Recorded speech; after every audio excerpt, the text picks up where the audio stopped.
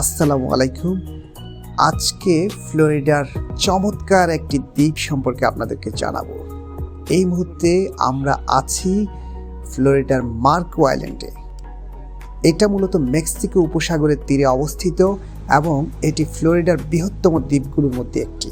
এটি ন্যাপলস থেকে মাত্র 20 মাইল দক্ষিণে অবস্থিত এবং ক্যারিবীয় জলবায়ু ও প্রাকৃতিক সৌন্দর্যের জন্য পরিচিত। দ্বীপটি তার প্রাচীন সৈকত, নরম সাদা বালু এবং সমুদ্রের ঝলমলে নীল জলরাশির জন্য বিখ্যাত। এখানে রয়েছে 10,000 আইল্যান্ডস, যেখানে পর্যটকরা কায়াকিং এবং নৌকা ভ্রমণের মাধ্যমে বন্য প্রাণী উপভোগ করতে পারেন। দ্বীপটি আদিবাসী ক্যালুসা জাতির বাসস্থান ছিল, যারা খ্রিস্টপূর্ব 500 সালের দিকে এখানে বসতি স্থাপন করেছিল।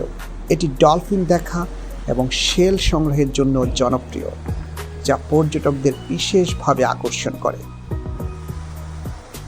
মূলত মার্কো আইল্যান্ড তার অপূর্ব প্রাকৃতিক পরিবেশ এবং বিলাসবহুল রিসোর্টের জন্য বিখ্যাত।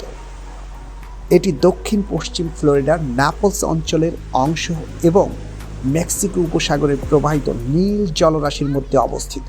দ্বীপটি 10,000 আইল্যান্ডের প্রবেশদ্বার হিসেবে পরিচিত, যা জলপথ, ছোট দ্বীপপুঞ্জ এবং ম্যানগ্রোভ বন নিয়ে গঠিত।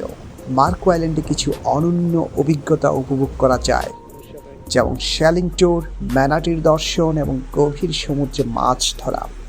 এখানকার টাইগার টেল বিচ প্রাকৃতিক পরিবেশ প্রেমীদের জন্য আকর্ষণীয়, যেখানে বিভিন্ন প্রজাতির পাখি ও সামুদ্রিক প্রাণী দেখা যায়।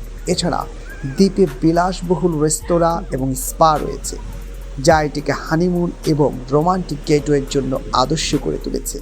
এখানকার ঐতিহাসিক মিউজিয়াম এবং ক্যাপ্রি পাসের কাছাকাছি থাকা অবস্থান দ্বীপের ঐতিহ্য ও সাংস্কৃতিক বৈচিত্র্য অন্বেষণের সুযোগ করে দেয়। এই মৌসুমে বিভিন্ন স্টেট থেকে দলে দলে লোকজন ছুটে আসে মার্কো আইল্যান্ডে। যেহেতু আমেরিকার বিভিন্ন রাজ্যে এখন প্রচণ্ড শীত, একমাত্র ফ্লোরিডার আবহাওয়া খুবই চমৎকার, যে কারণে ফ্লোরিডার এই আইল্যান্ডে ছুটে আসছে পর্যটকরা।